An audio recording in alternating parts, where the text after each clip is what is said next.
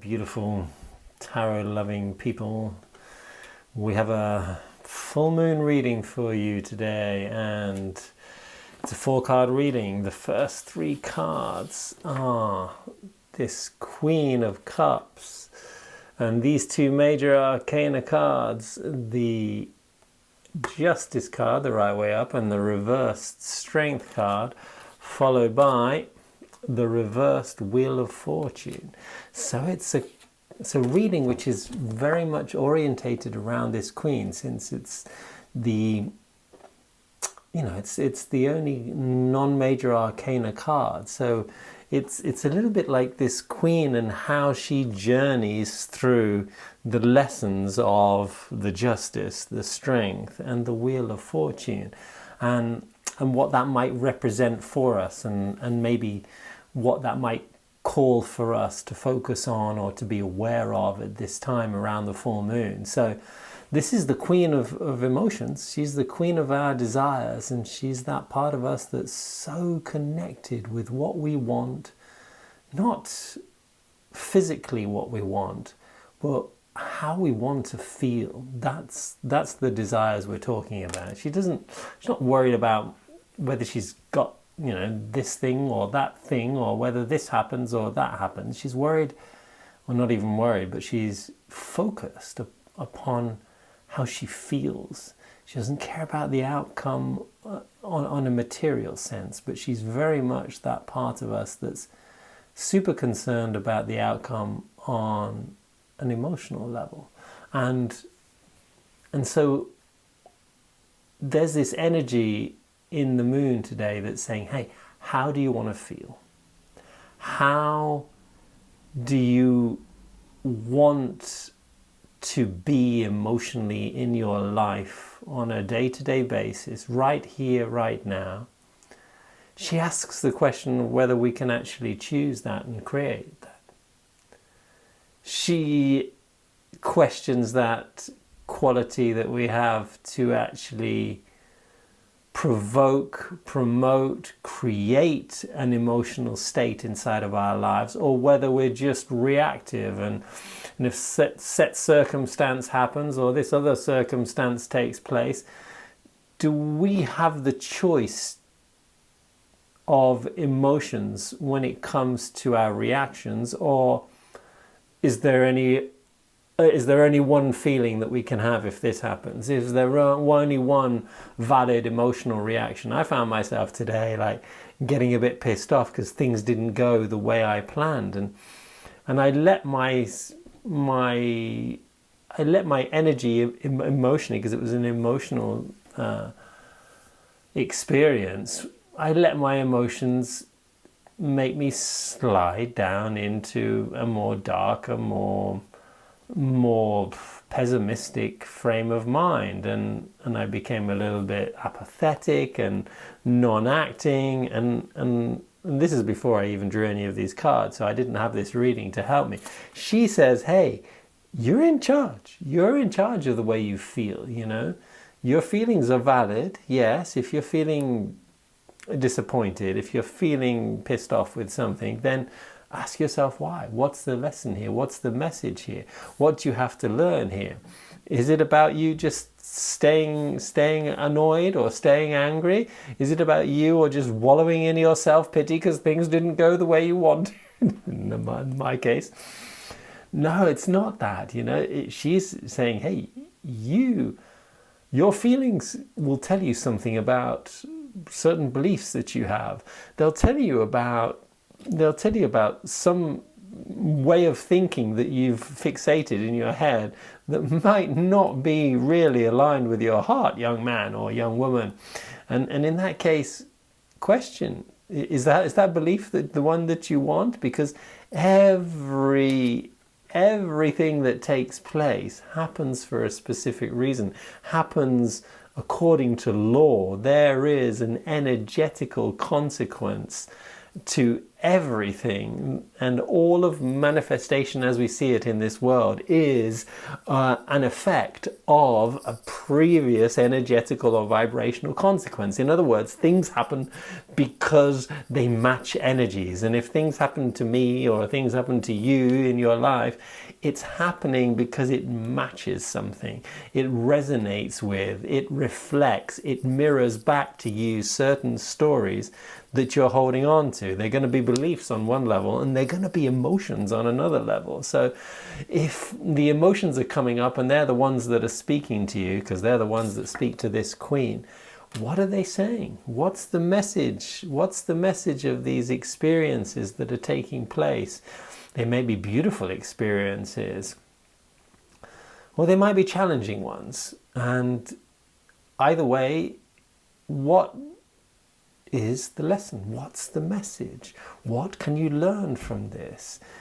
Are there some beliefs behind these emotional, reactive experiences that we're experiencing in our lives that maybe are not helping us? Are there any ideas or beliefs that we're holding on to that are negatively condemning what we are experiencing in life, and consequently creating more unflowing, more conflicting manifestations in our lives? The strength card speaks a little bit about the twisted nature of strength and the way we experience it a lot of the time. And I was speaking with a group that joined me with the full moon reading we did live, and one person there was speaking about how she really resonates with this beauty of the queen and the emotionality and that empathy, and how sometimes, we can see our emotions as a curse and not a strength, and as how quite often being over emotional can be judged as a weakness, instead of seeing our emotional connection as a strength. And this is something that we can see in our lives a lot. We can sometimes get too emotional. And if our emotions are negative, they're not going to be received very well. If they're loud, if they're extreme, if they're excessive, if they're exaggerated, there's a lot of the world that doesn't know how to deal with those emotional states, if they're big feelings. And so, yeah, if we don't know how to filter our feelings and we just share all of our emotions, then we're going to butt heads with the world that doesn't really or value or validate or give importance to feelings. And we ourselves are not very mature all the time to witness our own emotions. I remember during this day today, I was feeling a little bit irritated and pissed off, and I was observing myself, I was witnessing myself, but I wasn't diving into it in a way that this queen tells us to dive in. I wasn't diving in and saying, hey, what's this got to tell me? What can I learn from these emotional experiences that I'm having? What's important here for me? What beliefs stand behind those emotional reactions that I'm having? Because if I'd have gone there, if I'd have gone deep into the feeling and really valued the expression or valued the presence of that emotion, even though it wasn't a very comfortable or pleasant one, I could have learned a lesson. I could have learned a real power of strength. And like this young lady was saying today in this session, how she feels that her emotions are her strength. If we want our emotions to be our strengths, we need to be like this queen. We need to embrace them all. We need to recognize and validate every single feeling that we're having. This doesn't mean we need to throw our feelings out there on the world. It doesn't mean we need to share everything that we feel. It means that we, for ourselves, need to validate every single emotion we're having, because it's part of an inner communication that we're having with our body and with our mind. And if we can connect to the thoughts that might be triggering these emotions through being conscious of our feelings, then great. If we can just connect to our bodies a little bit more intimately through the feelings that we're having that are being triggered in our day-to-day experience, then fantastic. That's what this queen is all about. We don't have to be emotional bundles of chaos. If the world isn't mature enough to deal with that, let's rein that in, and we'll keep that to ourselves. It doesn't mean that we're any less emotional. It doesn't mean that this queen is less present in our lives. She is not going out there and telling everybody how she feels. No, that's not her job. She is just hypersensitive and hyper alert and hyper empathic to the way she feels and to the emotional stimulus that is taking place inside of our bodies in every single moment, in every day. And this is why she's hyper alert to what is really important and what feels right.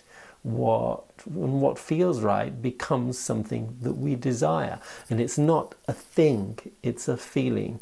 And she wants us to feel good, to feel right, but sometimes she's okay with us feeling crazy or feeling exaggerated or feeling upset or feeling sad. She's okay with that because she knows that, hey, we've got to feel sad sometimes if we want to feel amazingly happy at other times. She doesn't fight with one emotion over the other. This is a very mature way of looking at emotions. She won't get angry and then just burst out her anger all over the place and become, an angry person to everybody who bumps into her.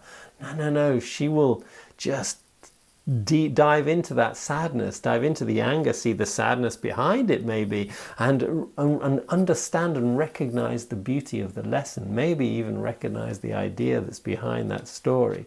When things don't go right, when things seem to be maybe not moving in the direction as we want, or there's a downward swing to that roundabout wheel of fortune and things are heading into a more negative way, then this queen, she's actually that part of us that will actually say, great, bring it on.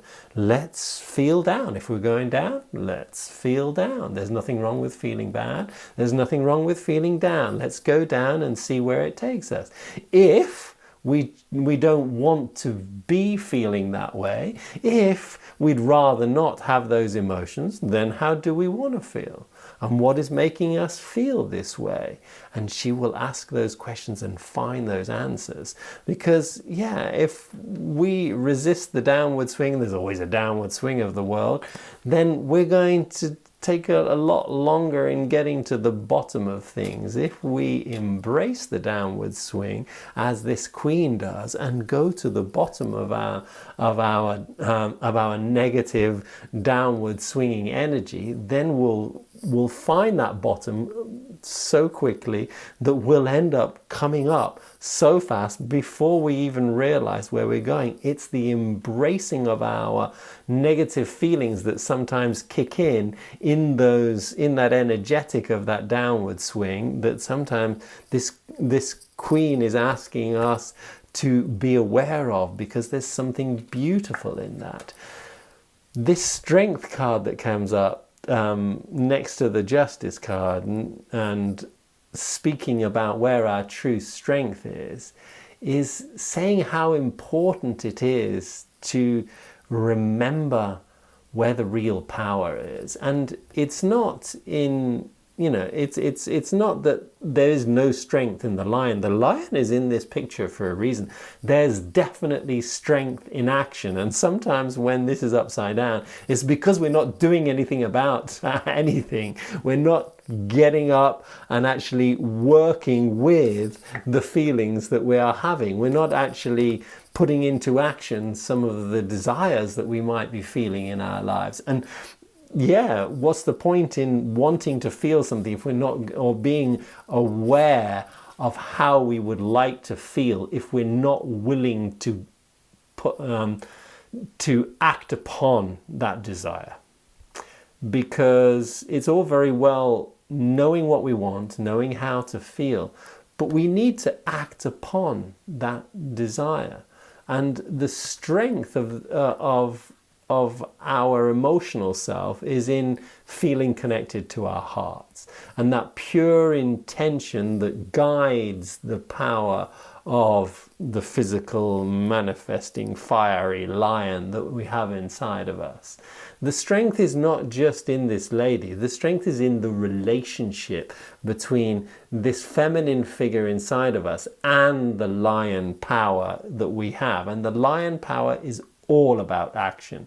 The lion power is all about change and shift and going out there and aggressively grabbing something. We have to have that aggressive passion, but it has to be channeled through what is a true desire, a heartfelt desire, which means we have to filter out all the little bitty ones that are focusing on, I want this and I want that and I want that, because that's not what this queen is about. She's saying, hey, it's not that or this or those outcomes that I'm all out, that I'm after. What I'm really after is that I want to feel love. I want to feel peace. I want to feel free. And these are the emotions that I want to be accompanied by everything. So what's going to make me free? What's going to, how do I empower myself by putting this feeling into action? What does that look like? Well, if things aren't going the way I want them to go right now, it's recognizing that I'm creating that reality. If things aren't going the way that I want them to right now, I'm creating that reality with my attachments to certain ways of belief and certain emotional states that I seem to be a little bit addicted or maybe clingy towards, and it's going to be related. An emotional clinginess comes hand in hand to ways of thinking or certain types of belief that we are stubbornly holding on to or unconsciously stubbornly holding on to.